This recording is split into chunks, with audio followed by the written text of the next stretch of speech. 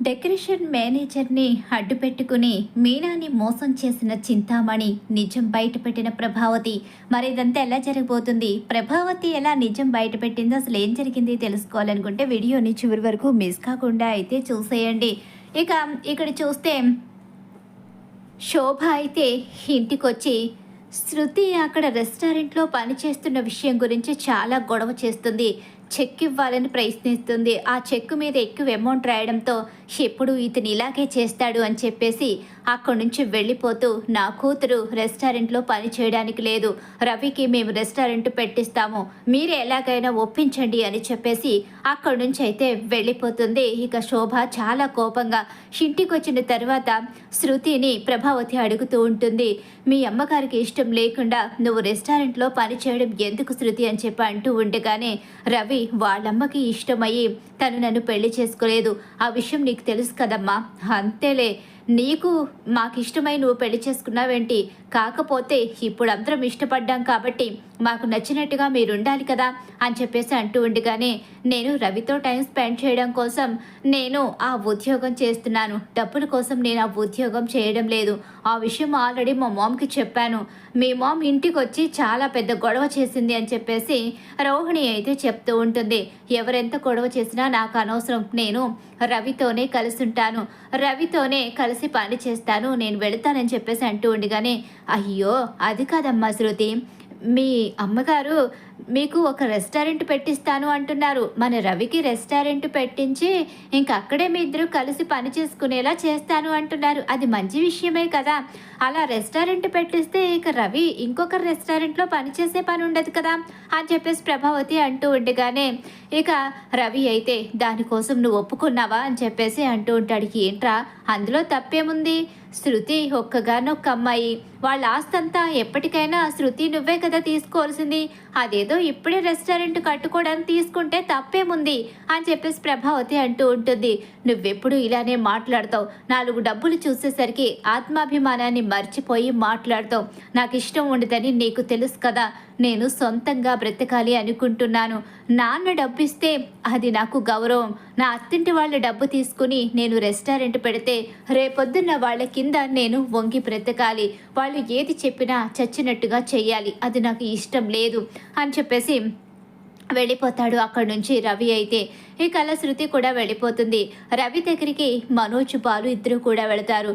ఏంట్రా ఎందుకు అలా ఉన్నావు, అయినా అంత మంచి ఆఫర్ వస్తే వదులుకుంటావేంట్రా, మీ అత్తగారు నీకు రెస్టారెంట్ పెట్టిస్తాను అంటున్నారు, ఆవిడకున్న ఆస్తి అంతా మీకే కదా వస్తుంది, ఇక శృతి ఒక్కగానొక అమ్మాయి కాబట్టి ఆ ఆస్తిని అనుభవించే హక్కు అధికారం అన్నీ నీకే ఉన్నాయి, అలాంటప్పుడు ఆ డబ్బు తీసుకు రెస్టారెంట్ పెట్టుకోవడంలో తప్పేముంది అని చెప్పేసి మనోజ్ అంటూ ఉంటాడు. ఒరే నీలా కాదు, నువ్వు నాకు అన్నయ్య అయిపోయావు, లేకపోతే చెంప పగలగొట్టేవాణ్ణి, అసలు అలా ఎలా ఆలోచిస్తున్నావు, నాకంటూ ఆత్మాభిమానం ఉంది, నేను సొంతంగా నా కాళ్ళ మీద నేను నిలబడాలి అనుకుంటున్నాను, నేను సొంతంగా రెస్టారెంట్ పెట్టుకోవాలనుకుంటున్నాను, వాళ్ళ డబ్బులు వీళ్ళ డబ్బులు కొట్టేసి నేను బ్రతకాలి అనుకోవడం లేదు, అది నాకు ఇష్టం లేదు, ముఖ్యంగా శృతి పుట్టింటి వాళ్ళ డబ్బులు తీసుకుంటే వాళ్ళు ఎలాంటి వాళ్ళో నాకు తెలుసు, మన కుటుంబాన్ని తక్కువ చేసి మాట్లాడతారు, ఆ రెస్టారెంట్ నేను పెట్టుకున్న తర్వాత అదంతా నాకు ఇష్టం లేదు, నేను నా స్వయంగా నేను బ్రతకగలను, ఒకరి డబ్బుతో నాకు అవసరం లేదు అని చెప్పేసి రవి అయితే అంటూ ఉంటాడు. శభాష్ రా రవి, నిజంగా చాలా మంచి మాట చెప్పావు, నలభీమా నువ్వు ఖచ్చితంగా గెలుస్తావురా, నీ కష్టంతో నువ్వు రెస్టారెంట్ పెట్టుకుంటావు, అదే మాట మీద నిలబడిరా అని చెప్పేసి బాలు అయితే రవితో అంటూ ఉంటాడు. ఇక్కడ చూస్తే శృతిని రోహిణి అంటూ ఉంటుంది, ఇక్కడ రెస్టారెంట్ విషయంలో మీ అమ్మగారు ఇచ్చిన ఆఫరు బాగానే ఉంది, నువ్వు ఒక్కగానొక అమ్మాయి కాబట్టి నువ్వు ఆ రెస్టారెంట్ విషయంలో మీ అమ్మగారికి సపోర్ట్ చేసి రవి చేత రెస్టారెంట్ పెట్టిస్తే మీ ఇద్దరూ ఇంకొకరి దగ్గర పనిచేయాల్సిన అవసరం ఉండదు కదా అని చెప్పేసి రోహిణి అంటూ ఉంటుంది. ఏంటి రోహిణి ఏం మాట్లాడుతున్నావు, అలా ఎలా చెప్తున్నావు, రవి కనుక వాళ్ళ అత్తవారింటి డబ్బు తీసుకుని రెస్టారెంట్ పెడితే మన మావయ్య గారి పరువు ఏం కావాలి, మావయ్య గారి పరువుని తీసేసే పనులు ఈ ఇంట్లో ఎవ్వరూ చేయరు, ముఖ్యంగా రవి కానీ ఆయన కానీ అలాంటి పనులు చేయరు. అందులో పరువు పోవడానికి ఏముంది? అత్తింటి సొమ్ము ఏ అల్లుడు తినకూడదు. పైగా శృతి ఒక్కరితే కూతురు. ఇప్పుడు కాకపోయినా రేపన్న రోజైనా ఆ ఆస్తి వీళ్ళదే కదా అని చెప్పేసి అంటూ ఉండగానే ఎప్పుడో ఆస్తి వస్తుందని ఇప్పటి నుంచి వాళ్ళ మీద ఆధారపడి బ్రతకడం కరెక్ట్ కాదు. ఆత్మాభిమానం అంటూ ఒకటి ఉంటుంది. ఆత్మాభిమానాన్ని చంపుకొని బ్రతకడం అనేది అసలు మంచిది కాదు. అందరూ నీలా ఉండరు కదా. నువ్వు చూడు, ఎక్కడి నుంచో డబ్బు తెచ్చానని పుట్టింటి నుంచి డబ్బు వచ్చిందని చెప్పేసి మమ్మల్ని అందరినీ మోసం చేసి మా డబ్బునే నువ్వు బిజినెస్గా ఏర్పరచుకుని ఇప్పుడు మీ ఆయన గొప్పలు పోతూ ఉంటాడు. మీనా, ఎప్పుడు చూసినా నువ్వు నన్నే అంటూ ఉంటావు. నువ్వు కూడా బాలులాగే తయారయ్యావు. మీరిద్దరూ వాదనాడుకోకండి అని చెప్పి అంటూ ఉండగానే అక్కడి నుంచి రోహిణి వెళ్ళిపోతుంది. ఆ తర్వాత ఇక శృతి అయితే మీనాతో అంటూ ఉంటుంది, మా మామ్ చేసింది తప్పని నాకు అనిపించడం లేదు. రవికి రెస్టారెంట్ పెట్టుకోవడానికి మామ్ డబ్బులు ఇస్తానంది. అది కరెక్టే కదా. ఇప్పుడు వీళ్ళందరూ మాట్లాడిన మాటలో అర్థం ఉంది.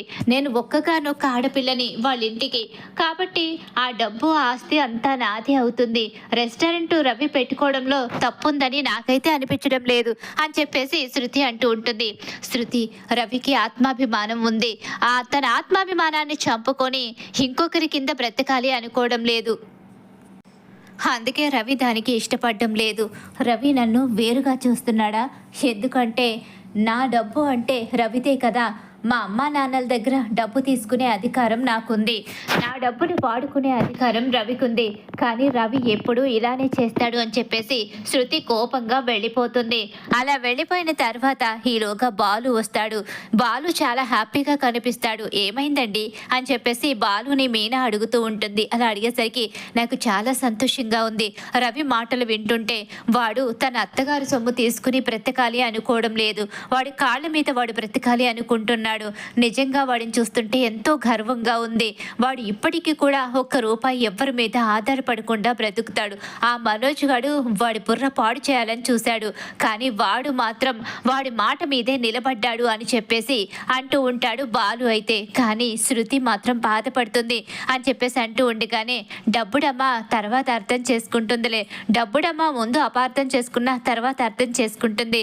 డబ్బుడమ్మ గురించి మనమేం బాధపడాల్సిన పని లేదు. ఆ భార్యాభర్త చూసుకుంటారులే అని చెప్పేసి ఇక బాలు అయితే చెప్తూ ఉంటాడు. లోపలికి రవి వచ్చిన తర్వాత శృతి చాలా కోపంగా కనిపిస్తుంది. ఏమైంది శృతి, ఎందుకు అలా ఉన్నావు? నువ్వు చేసింది నాకు నచ్చలేదు. మా మామ్ డబ్బిస్తే రెస్టారెంట్ పెట్టుకోవడంలో తప్పుందని నాకు అనిపించడం లేదు. ఎందుకంటే మా మామ్ డాడ్ సంపాదించింది ఏదైనా సరే నాకు అధికారం ఉంటుంది. వాళ్లకు ఒక్కగానొక్క ఆడపిల్లని కాబట్టి ఇప్పుడు కాకపోయినా రేపన్న రోజు ఆ ఆస్తి మొత్తం నాదే అవుతుంది. ఆ ఆస్తి నేను ఇప్పుడు అడగడం లేదు. ఆ అధికారాలు కావాలని కోరుకోవడం లేదు. ఆ డబ్బు గర్వాన్ని చూపించుకోవాలి అనుకోవడం లేదు. మనం వాళ్ళ డబ్బుతో ఒక రెస్టారెంట్ పెట్టుకున్నంతట్లో తప్పు లేదని అంటున్నాను. నువ్వు కూడా అలానే ఆలోచిస్తున్నావా? నువ్వు కూడా మా మనోజ్ గారిలాగే ఆలోచిస్తున్నావు. ఏంటి, అతనితో నన్ను పోలిస్తావేంటి? మరి అంతే కదా. ఎదుటి వాళ్ళ సొమ్ముతో బ్రతకడం నీ భర్తకి ఇష్టం లేదన్న సంగతి తెలిసే నువ్వు నన్ను పెళ్లి చేసుకున్నావు. నేను మా నాన్న దగ్గర కూడా డబ్బు అడగాలి అనుకోలేదు. నేను నా సొంతంగా బ్రతకాలి అనుకున్నాను. అలాంటిది మీ అమ్మ వాళ్ళ దగ్గర డబ్బు ఎలా తీసుకుంటాను? నా ఆత్మగౌరవాన్ని నిలబెట్టాల్సిన నువ్వే మీ అమ్మ వాళ్ళ దగ్గర డబ్బులు తీసుకోమని అంటున్నావంటే ఇక నీ దగ్గర నేనేం మాట్లాడగలను శృతి? అది కాదు రవి, లేదు, నువ్వు కూడా నన్ను అపార్థం చేసుకున్నావని అనిపిస్తుంది అని చెప్పి అంటూ ఉండగానే సారీ రవి, నీ ఆత్మాభిమానం దెబ్బతినే పని నేను చెయ్యను. నీకు నచ్చినప్పుడు నీవు కష్టపడిన డబ్బు వచ్చినప్పుడే నువ్వు ఇక రెస్టారెంట్ పెట్టుకో. అంతవరకు నీకు తోడుగా నేను నిలబెడతాను అని చెప్పేసి రవికి శృతి అయితే మాటిస్తుంది. అలా శృతి రవిని అర్థం చేసుకుంటుంది. ఇక్కడ చూస్తే ఇక రవిగాడు నిజంగా చాలా పిచ్చివాడు. అందుకే వాడు ఇలా ఆలోచిస్తున్నాడు. శృతి డబ్బులు తీసుకోవడానికి రవికి అంత నామోషి ఎందుకు? అసలు రవి ఎందుకు ఇలా చేస్తున్నాడో అర్థం కావడం లేదు. సరేలే, ఇప్పుడు వాళ్ళ గురించి ఎందుకు? వాళ్ళ తంటాలేవో వాళ్ళు పడతారు. ప్రతిదానికి మనం వెళ్ళి మాట్లాడితే మనల్ని ఏదో ఒకటి అంటున్నారు అని చెప్పేసి రోహిణి అయితే అంటూ ఉంటుంది. ఈలోగా ఇక్కడ చూస్తే ఇక మీనా బయటకు అయితే వెళ్తుంది. అలా వెళ్ళేసరికి మీనాకి ఒక డెకరేషన్ ఆర్డర్ అయితే వస్తుంది. ఇక అంతా చూపించి ఆ మండపానికి డెకరేషన్ చేయడానికి ఎంత అవుతుందని చెప్పేసి చెప్పేసి అతను అడుగుతూ ఉంటాడు. 2,00,000 రూపాయలు అవుతుందని మీనా చెప్తూ ఉంటుంది. అలా చెప్పేసరికి 2,00,000 అంటే బాగా ఎక్కువ కదమ్మా అని చెప్పి ఆ మేనేజర్ అయితే అంటూ ఉండగానే, అయ్యో ఇప్పుడు సీజన్ కదా, పువ్వులు చాలా రేటుంటాయి. పైగా నేను ఫ్రెష్ పువ్వులు తీసుకొచ్చి డెకరేషన్ చేస్తాను. నేను ఎక్కువ క్వాలిటీని మెయింటైన్ చేస్తాను. నేను చేసే దాంట్లో ఎక్కడ కల్తీ ఉండదు. కాబట్టి ఆ మాత్రం ఖర్చు అయితే అవుతుందండి అని చెప్పేసి అంటూ ఉండగానే, సరే అయితే అమ్మా ముందు 20,000 అడ్వాన్స్ ఇస్తాను అని చెప్పేసి 20,000 రూపాయలు అడ్వాన్స్ అయితే ఇస్తాడు. ఇంత తక్కువ, మరి తప్పదమ్మా, ఇప్పుడు చాలా ఎక్కువ అమౌంట్ చెప్పావు కాబట్టి ప్రస్తుతం 20,000 ఇచ్చి మిగతావి ఇక డెకరేషన్ పూర్తయ్యాక ఇస్తానని చెప్పేసి కొన్ని డాక్యుమెంట్స్ అయితే చూపిస్తాడు. ఈ డాక్యుమెంట్ మీద నువ్వు సంతకం చెయ్యమ్మా అని చెప్పి మీనాని సంతకం చేయమంటాడు. కానీ మీనా అనుమానిస్తుంది. ఇప్పుడు ఈ డబ్బుకి సంతకం చేయడం ఎందుకు? మరి ఇంకా నీకు డబ్బు ఇవ్వాలి. నువ్వు డెకరేషన్ అయ్యేంత వరకు ఇక మాతో కలిసి పని చేయాలి కాబట్టి డాక్యుమెంట్ మీద సంతకం చేయాలి. అంతకు మించి వేరే ఉద్దేశం ఏమీ లేదు. నీ ఇష్టం, చేస్తే చెయ్యమ్మా, లేకపోతే లేదు. డెకరేషన్ ఆర్డరు ఇంకొకరికి ఇస్తాను అని చెప్పి మేనేజర్ అనేసరికి ఇక అనుమానం పడుతూనే అక్కడ డెకరేషన్ ఆర్డర్ గురించి సంతకం అయితే చేసేస్తుంది డాక్యుమెంట్ మీద. అలా సంతకం చేసి ఇంటికొచ్చిన మీనా చాలా హ్యాపీగా బాలుతో ఒక పెద్ద డెకరేషన్ ఆర్డర్ వచ్చింది, 2,00,000 రూపాయలు రాబోతున్నాయని చెప్పడంతో చాలా హ్యాపీగా ఫీల్ అవుతాడు బాలు అయితే. ఈలోగా బాలు మీనాని ఎత్తుకుని గిరగిరా తిప్పుతూ ఉంటాడు. ఈలోగానే అందరూ హాల్లోకి వచ్చి, ఏంటి ఇది హాల్ అనుకుంటున్నారా, మీ గది అనుకుంటున్నారా అని చెప్పేసి అంటూ ఉంటుంది ప్రభావతి. ఈలోగానే సత్యం, ఏమైందిరా, ఇద్దరూ చాలా సంతోషంగా కనిపిస్తున్నారు అని బాలుని సత్యం అయితే అడుగుతూ ఉంటాడు. మీనాకి ఒక పెద్ద ఆర్డర్ వచ్చింది నాన్న, అందుకనే మీనా చాలా సంతోషంగా ఉంది అని చెప్పేసి బాలు చెప్తూ ఉండగానే, చాలా సంతోషంగా ఉందమ్మా, మీ ఇద్దరు కష్టపడి పైకి వస్తున్నారు, మీ ఇద్దరు సంతోషంగా ఉండండి అని చెప్పేసి అంటూ ఉంటాడు. ఇక సత్యం అయితే 2,00,000 రూపాయల ఆర్డర్కే 2 కోట్ల ఆర్డర్ వచ్చినంతగా ఎందుకు ఎంతగా బిల్డప్ ఇస్తున్నారు అని చెప్పేసి మనోజ్ మళ్ళీ వల్గర్గా మాట్లాడుతూ ఉంటాడు. వీడెప్పుడు ఇంతేలే, వాడి మాటలు ఏం పట్టించుకోకండి, మీ ఇద్దరు సంతోషంగా ఉండండి. ఈ డెకరేషన్ పూర్తి చేసి ఇంకా మరిన్ని డెకరేషన్స్ తెచ్చుకోవాలని చెప్పేసి సత్యం అలాగే శృతి, రవి కూడా ఇక మీనాని కంగ్రెస్ చేస్తారు. కానీ ప్రభావతి మాత్రం షాక్ అయిపోయి ఉండిపోతుంది. ఇక ఈలోగా మేనేజరు చింతామణి దగ్గరకు వచ్చి, మీరు చెప్పినట్టే చేశాను, డాక్యుమెంట్ మీద సంతకం చేయించుకున్నానని చెప్పేసి ఆ డాక్యుమెంట్ అయితే చింతామణి చేతికి ఇచ్చేస్తాడు. ఇక నేను చూసుకుంటాను ఆ మీనా సంగతి అని చెప్పేసి అక్కడి నుంచి వెళ్ళిపోతుంది చింతామణి. ఈలోగా ప్రభావతికి ఫోన్ చేస్తుంది చింతామణి అయితే, ఏంటి మీ కోడలు హుషారుగా ఉన్నట్టుందే ఇంట్లో? అవును, చాలా హుషారుగా ఉంది, చాలా పెద్ద ఆర్డర్ వచ్చిందంట. ఆర్డర్ రాలేదు, నేనే ఇప్పించాను. ఏంటి, మీరు ఇప్పించారా? అదేంటి కొత్తగా మీరు ఆర్డర్ ఇప్పించడం ఏంటి అని చెప్పేసి ప్రభావతి అంటూ ఉంటుంది. అలా అంటూ ఉండగానే ఈలోగానే నేను ఆర్డర్ ఇప్పించలేదు, తనని ఈ ఫీల్డ్ నుంచి ఎలా తప్పించాలని చెప్పి నేను ఒక ప్రయత్నం చేశాను, అందులో నేను హిట్ అయ్యాను. ఇక మీ కోడలు ఈ ఫీల్డ్ నుంచి తప్పుకోవడం తప్ప ఇంకేం చేయలేదు. చూడండి, ఏడుస్తూ మీ ముందు నిలబడుతుంది. మీకు ఎలాగో చేత కాలేదు కదా, నేను మీ కోడల్ని ఏడిపిస్తూ మీ ముందు నిలబెడతాను తల వంచుకొని అని చెప్పి అంటూ ఉంటుంది. చాలా హ్యాపీగా ఫీల్ అవుతుంది ప్రభావతి అయితే. ఇక తన కోడల గురించి తలుచుకుంటూ హ్యాపీగా ఫీల్ అవుతూ ఉంటుంది. కానీ పక్క నుంచి మాటలు మీనా వింటుంది. ఆ మాటలకు అర్థం పూర్తిగా అర్థం కాదు.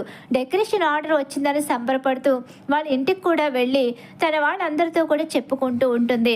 డెకరేషన్ ఆర్డర్ విషయంలో ఫోన్ చేస్తుంది. ఫోన్ చేసేసరికి అతను ఫోను లిఫ్ట్ చేయడు. ఈలోగా మరోసారి ఫోన్ చేసి అడుగుతూ ఉంటుంది. ఇంకొక చోటికి ఫోన్ చేసేసరికి ఇక్కడ ఎలాంటి ఆర్డర్ లేదు కదా, ఇప్పుడు మీకెవరు ఇలా ఇంత పెద్ద ఆర్డర్ ఇచ్చింది, పైగా 2,00,000 అంటున్నారు, 20,000 అడ్వాన్స్ ఇచ్చారు అంటున్నారు, ఇదంతా ఏదో ఎవరో కావాలని చేసినట్టున్నారు, మిమ్మల్ని ఎవరైనా మోసం చేస్తున్నారేమో తెలుసుకోండి అని చెప్పేసి అంటూ ఉండగానే అప్పుడు ప్రభావతి మాట్లాడిన మాటలు గుర్తుకొస్తాయి. ప్రభావతి దగ్గరకు వచ్చి అత్తయ్య అంటూ గట్టిగా అరుస్తుంది మీనా అయితే. ఏమైంది, ఎందుకంత గట్టిగా అరుస్తున్నావు? మీరు చింతామణితో ఏం చెప్పారు, అసలు ఏం జరిగింది, చెప్పకపోతే ఊరుకొనేది లేదు అని చెప్పేసి ఇక గట్టిగా అరిచేసరికి నేనేం చెప్పాను, నా గురించి ఎందుకు ఇలా నా మీద పడుతూ మాట్లాడుతున్నావు, అయినా నీకు నా మీద పడే అధికారం ఎవరిచ్చారు, నా మీద అంత గొంతేసుకు అరుస్తున్నావేంటి? నేను అరవడం కాదు, ఇప్పుడు కనుక మీరు నోరు విప్పకపోతే ఏం చేస్తానో నాకే తెలియదు, ఏంటమ్మా మీనా, ఏమైంది? మావయ్య ఆ చింతామణితో కలిసి అత్తయ్య మళ్ళీ నన్ను మోసం చేసింది. ఏం మాట్లాడుతున్నావు అమ్మా? అవును, నేను పెద్ద ఆర్డర్ వచ్చిందని అన్నాను కదా, అదంతా చింతామణి ఆడించిన నాటకం. అత్తయ్య ఫోన్లో మాట్లాడడం విన్నాను, కానీ అది దేనికి సంబంధించో నాకు అర్థం కాలేదు. ఈరోజు పూర్తిగా అర్థమైంది అని చెప్పి అంటూ ఉండగానే, అయ్యో అయ్యో, నా మీద ఎంత పెద్ద నిందను వేసేస్తుందో చూడండి. ఇది నా మీద నింద వేసి తప్పించుకోవాలని చూస్తుంది. నేను ఫోన్ చేయలేదు, నేనేం మాట్లాడలేదు, అయినా ఆ చింతామణి సంగతి నాకేం తెలుసు అని చెప్పేసి తప్పించుకునే ప్రయత్నం చేస్తూ ఉండగానే ఇక సత్యం అయితే ప్రభావతి మీద చెయ్యెత్తుతాడు. ఏం చేశావు? ఆ చింతామణి ఇక్కడ మీనా విషయంలో ఏం చేయబోతుంది? చెప్పకపోతే నిన్ను ఇంట్లోంచి బయటకు గెంటేస్తాను. చెప్పు ప్రభా అని చెప్పేసి గట్టిగా అరుస్తూ ఉంటాడు సత్యం. అలా ఎప్పుడైతే సత్యం అరుస్తాడో భయపడుతున్న ప్రభావతి అయితే మాత్రం చెప్తానండి అని చెప్పేసి ఇక దీనికి ఆర్డర్ ఇచ్చినట్టు చింతామణి నాటకం ఆడించింది. అక్కడ ఎలాంటి ఆర్డర్ లేదు, కావాలని చింతామణి దీని చేత డాక్యుమెంట్ మీద సంతకం చేయించుకుని ఆ ఫీల్డ్ నుంచి తప్పించడానికి ఇదంతా చేసింది. ఇదంతా నాతో ఫోన్లో చింతామణియే చెప్పింది అని చెప్పేసి అంటూ ఉండగానే ఒక్కసారే మీనా బాలు ఇద్దరు షాక్ అవుతారు. చిచి, ఏం మనిషివే నువ్వు? ఇంట్లో వాళ్ళు బాగుపడుతుంటే చూసి ఓర్చుకోలేకపోతున్నావు. ముఖ్యంగా మీనా విషయంలో ఎందుకు ఇలా ప్రవర్తిస్తున్నావు? నువ్వు మనిషివేనా? అసలు నువ్వు ఆడదానివేనా? ఎన్నిసార్లు చెప్పాలి నీకు? మీనా కష్టపడి తన బ్రతుకు తను బ్రతుకుతుంది. ఎవరి మీద ఆధారపడకుండా తను ఒక గొప్ప జీవితాన్ని నిర్మించుకుంది. మీనా జీవితాన్ని నాశనం చేయాలని చూస్తున్నావు. అసలు నేను చూస్తుంటేనే నాకు అసహ్యం కలుగుతుంది అని చెప్పేసి అంటూ అక్కడి నుంచి వెళ్ళిపోతాడు సత్యం. మీనాని తీసుకొని బాలు అయితే చింతామణి దగ్గరికి వస్తాడు. చింతామణి అని గట్టిగా పిలిచేసరికి, ఏంటి, ఎందుకు వచ్చావు ఇక్కడికి? ఏంటి, నీ భర్తను తీసుకుని సరాసరి వచ్చావేంటి అని చెప్పేసి అడుగుతూ ఉంటుంది. ఏంటి, నాతో మాట్లాడు నువ్వు, నా భార్య మీనాతో కాదు. మీనా అమాయకురాలు కాబట్టి తను నేను ఇష్టం వచ్చినట్టు ఆడుకోవాలని చూస్తున్నావేమో. మీనా వెనకాల నేనున్నాను. మీనా విషయంలో తప్పు చేయాలని ప్రయత్నిస్తే నిన్నేం చేస్తానో నాకే తెలియదు. ఏం చేస్తావు? అయినా తప్పు నేను చేశానని నువ్వెలా రుజువు చేయగలవు? నా దగ్గర సాక్ష్యం ఉంది. ఎవరా సాక్షి? నా మీద సాక్ష్యం చెప్పేవాళ్ళు ఎవరు అని చెప్పి అంటూ ఉండగానే ఈలోగానే ఇక ప్రభావతి మాట్లాడిన మాటల్ని వినిపిస్తాడు బాలు. అయితే ఒక్కసారే చింతామణి షాక్ అయిపోతుంది. మా అమ్మతోనే చేతులు కలిపి మీనా జీవితాన్నే దెబ్బతీయాలని చూసావు. డాక్యుమెంట్స్ మీద సంతకం చేయించుకుని మీనాని ఈ ఫీల్డ్లో లేకుండా చేయాలని చూసావు. ఈ సాక్ష్యాలన్నీ నా దగ్గర ఉన్నాయి. నిన్ను పోలీసులకు పట్టించి నిన్ను అసలు ఇక్కడే లేకుండా చేస్తాను. జీవితం అంతా చిప్పకొడు తినేలా నేను చేయగలను అని చెప్పేసి బాలు అయితే చింతామణికి వార్నింగ్ ఇస్తాడు. ప్రభావతి మాటలు వినిపించి, ఇప్పుడు ఆ డెకరేషన్ ఆర్డర్ ఇచ్చిన వాడి దగ్గరికి వెళ్తున్నాను. వాడిని పట్టుకుని తీసుకొచ్చి 4 బాధితే వాడు కూడా సాక్ష్యం చెప్తాడు. అప్పుడు ఈ చింతామణి పరిస్థితి ఏంటో నీ ఊహకే వదిలేస్తున్నాను అని చెప్పేసి బాలు అయితే చింతామణికి గట్టిగానే వార్నింగ్ ఇస్తాడు. ఇంకొకసారి నా భార్య జోలికి రావాలని చూసినా, నా భార్య జీవితాన్ని నాశనం చేయాలని చూసినా, అలాగే మా అమ్మతో చేతులు కలిపి మమ్మల్ని ఏదైనా ఇబ్బంది పెట్టాలని చూస్తే ఏం చేస్తానో నాకే తెలీదు. ఈ బాలుకి మాట్లాడడం పెద్దగా రాదు, చెయ్యి పని చేస్తుంది. అప్పుడు ఆ తర్వాత నీ చుట్టూ ఉన్న వాళ్ళ పరిస్థితి ఏమవుతుందో ఇక నీకే వదిలేస్తున్నాను. ఆడదానివి కాబట్టి నేను మాటలతో చెప్పాను, లేకపోతే నా సమాధానం మరోలా ఉంటుంది అని చెప్పేసి బాలు అయితే చింతామణికి గట్టిగానే షాక్ ఇస్తాడు.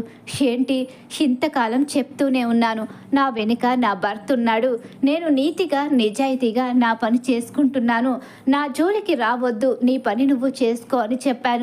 కానీ చివరకు నన్ను ఓడించలేక ఎక్కడ నేను ఈ సామ్రాజ్యంలో పాతుకుపోతాను అని చెప్పేసి నన్ను తప్పించడం కోసం మా అత్తగారితోనే చేతులు కలిపి ఇలాంటి చీప్ ట్రిక్స్ ప్లే చేసి చివరకు ఇలాంటి పరిస్థితి తెచ్చుకున్నావు. నేను నా భర్త పోలీస్ స్టేషన్కి వెళ్తే నీ పరిస్థితి ఏమవుతుందో నువ్వు ఒక్కసారి ఊహించుకో. మా దగ్గర సాక్ష్యాలు లేవనుకుంటున్నావు, నువ్వు చేసిన ప్రతి దానికి సాక్ష్యాలు ఉన్నాయి. ఇంకొకసారి నా జోలికి రావడానికి లేదు. మా అత్తగారితో చేతులు చేతులు కలిపి నా విషయంలో ఏదైనా ఆవిడికి నువ్వు ఎక్కించాలని చూసినా, మీ ఇద్దరూ కలిసి నేను చేసే వృత్తిని దెబ్బతీయాలని చూసినా నీకు ఆవిడికి కూడా గట్టి సమాధానమే దొరుకుతుంది. ఈసారి ఆవిడ్ని కూడా వదిలిపెట్టేదే లేదు అని చెప్పేసి మీనా అయితే చింతామణికి వార్నింగ్ ఇస్తుంది. నా భార్య జోలికి రావద్దు, నా భార్య జోలికి వస్తే ఆ మేనేజర్ గారిని తీసుకొచ్చి నిన్ను అరెస్ట్ చేయిస్తాడని చెప్పేసి ఇక బాలు పెద్ద షాక్ ఇస్తాడు చింతామణికైతే. అలా చింతామణికి ప్రభావతికి ఊహించని షాక్ అయితే ఎదురవుతుంది ప్రభావతి చెప్పిన నిజంతో. మరి ఖచ్చితంగా రాబోయే కథలో ఇలానే జరగబోతుంది. ఇక చింతామణి విషయంలో ప్రభావతికి బుద్ధి రావాలని చెప్పేసి ఎవరైతే కోరుకుంటున్నారో వాళ్ళు మా వీడియోని తప్పకుండా లైక్ చేయండి. మీరు ఇచ్చే ఒక లైక్ సపోర్ట్ అండ్ ఎంకరేజ్మెంట్గా ఉంటుంది.